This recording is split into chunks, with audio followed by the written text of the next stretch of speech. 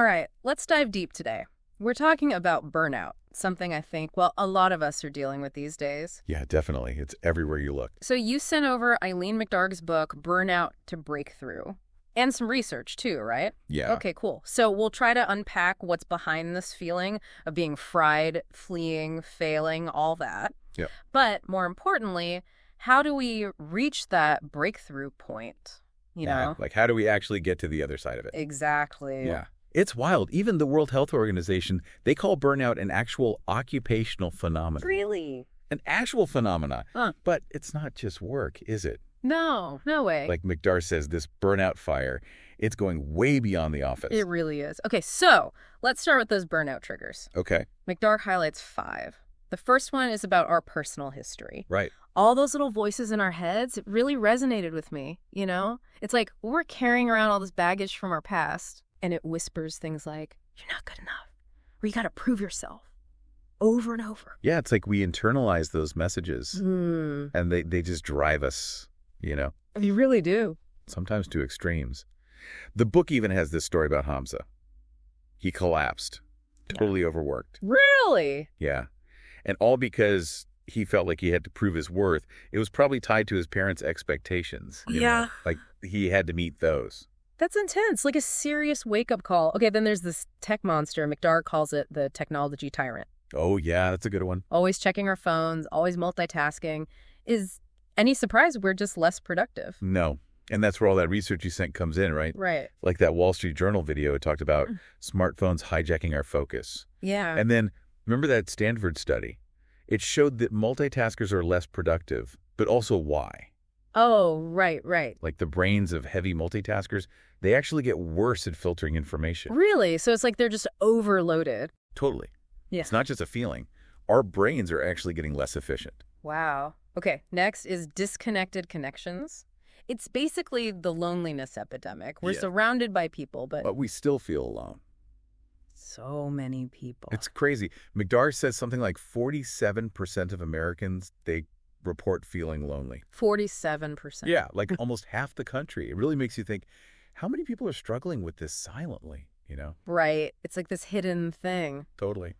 Okay, let's shift gears a bit. We've got the caretaker crisis, taking care of family, aging parents especially. It's a lot. Yeah. So demanding. Yeah, you can totally see how easy it is to burn out with that. It's constant. Right. And finally, the big one, lack of meaning and purpose. I love that bricklayer analogy. That's a good one. The 2 guys laying bricks. One sees just bricks. The other, he's building a cathedral. It's all about finding the why behind what we do, you know? It makes such a difference. Without it, it's like we're on autopilot, just going through the motions. And then straight to burnout town. Exactly. Okay, so we've kind of unpacked these triggers. Right. Now, where do we go from here? So that's where McDargh brings in this idea of breakout, like a light bulb moment, an aha. Okay, so we're moving from what's causing burnout to these aha moments. Right. Got it. But to get there, we need to look at different parts of our lives, you know? Okay, where do we even start? McDargh says, start with your body. Your body. Okay. Those aches and pains, they're often the first signs of burnout, those physical signs. It's like your body trying to tell you something. Like David in the book, remember, he had to cancel a dinner, broke out in hives from stress. Oh, wow. That's a pretty clear sign something's wrong. Right? But it's true, though. We ignore those early warning signs a lot. Like McDargh even mentions research that says 1/3 of Americans are sleep deprived. 1/3. It's no wonder we're all running on fumes, right? Exactly. Okay, so what's next? Well, after your body, we look at work. And not just the workload, how it makes you feel. Are you energized by your projects or just drained? Do you feel like you have any control over your time? It's tough to answer that sometimes, you know? Yeah. It's easy to get stuck in a routine, even if it's not, really fulfilling. Right. And then after work, McDargh talks about relationships. Oh, okay. She has this sailboat analogy, remember? Who's in your boat with you, supporting you, and who's dragging you down? Oh, that's a good one. It's true. We don't often think about how much our relationships affect our energy, good or bad. They really do. So we've checked in with our bodies, our work, our relationships. What's next? What else is there? McDargh calls the last piece soul and stuff. Soul and stuff. Yeah.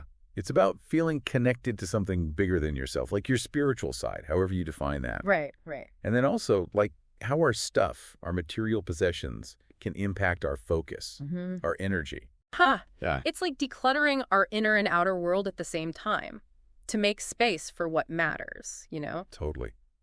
Okay, so let's say we've had these aha moments, looked at these different parts of our lives. Then what? How do we actually change? That's where breakthrough comes in. It's about taking action, Okay. shifting our energy to what really matters. Right.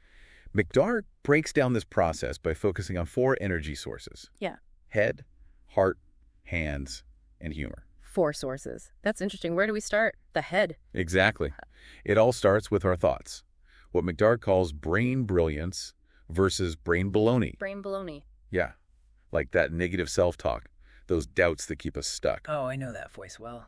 Right? Like dwelling on past hurt, past paralysis, McDargh calls it. Or what if this happens? What if that happens? You know, worrying about things that haven't even happened yet. Oh, the what ifs. Right. And then there's catastrophizing. Always thinking the worst. Exactly. McDargh calls it red ant thinking, like focusing on the worst case scenario. So how do we, get rid of the brain baloney? Well, the good news is we can learn to think differently. McDargh talks about requisite variety. It's like having a toolbox, full of different ways to respond to any situation. Okay, like different tools for different jobs. Yeah.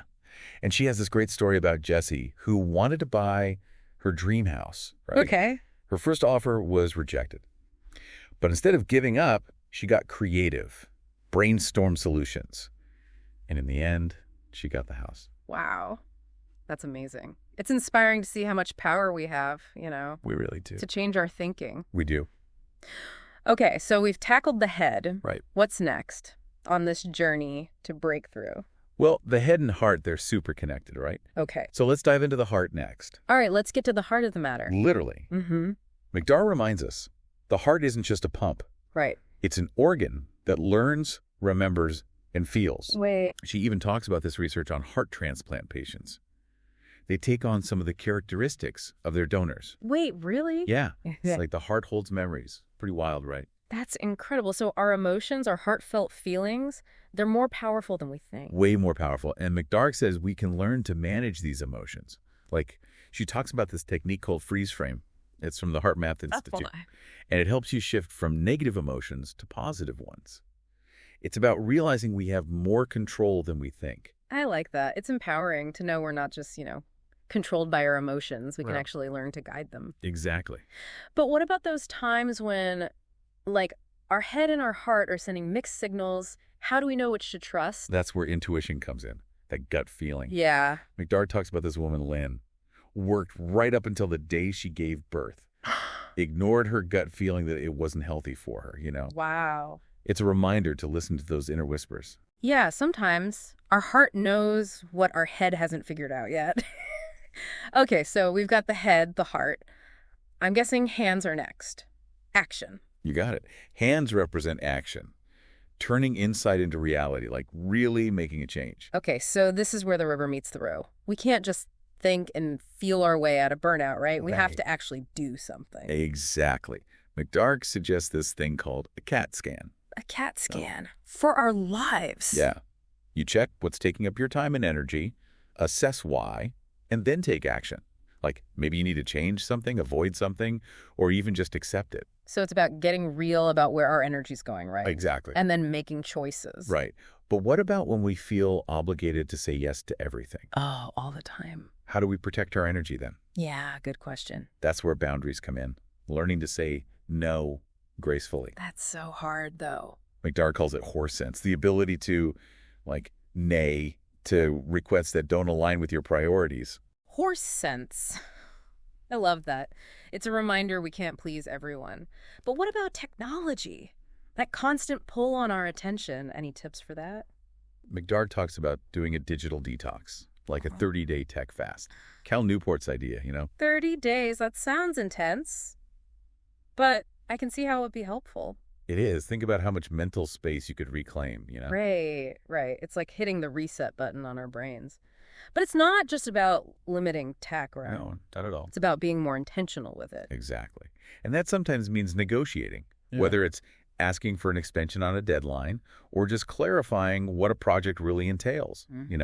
Speaking up for your needs, that's key.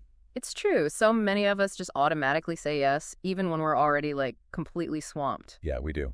But learning to negotiate, that changes everything. It really does. It's about setting those healthy boundaries, right? Like we were talking about earlier. Exactly. Okay, so we've got the head, the heart, the hands. What about this fourth energy source, humor? Oh, it's important. More than we think. I'm curious how it fits into all of this. McDargh has a whole chapter on it. It's all about finding the light side, even when things are tough, Yeah. Laughter can change our whole perspective. Helps us get back up when we stumble. Like that Ben & Jerry's example. Yeah. The graveyard for their failed ice cream flavors. With all the funny epitaphs. Yes, exactly. It's a good reminder not to take ourselves too seriously, right? It is. Sometimes a good laugh is the best medicine. Totally.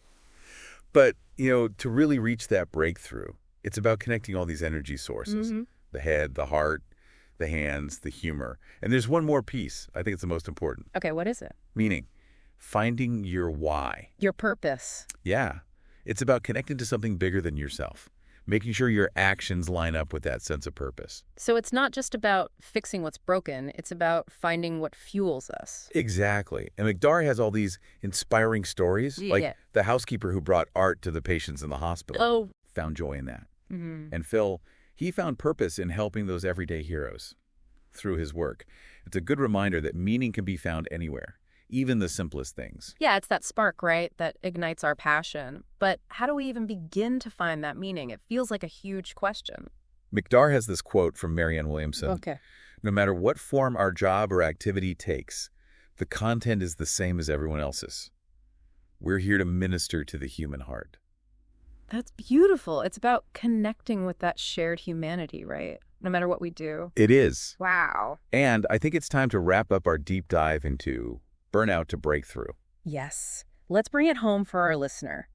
Remember, burnout is common, but you're not alone. And the good news is a breakthrough is totally possible. Absolutely. You heard about the triggers, those aha moments, the energy sources. Now it's time for you to reflect. What really stuck with you? Yeah, good question. Where are you feeling stuck? And what little step can you take today, right now, to move towards your own breakthrough? And if you want to learn more, head over to Eileen McDargh's website. It's got tons of resources. It does. And don't forget McDargh's question. What is it you plan to do with your one wild and precious life? It's a good one to think about. It really is. Happy diving, everyone.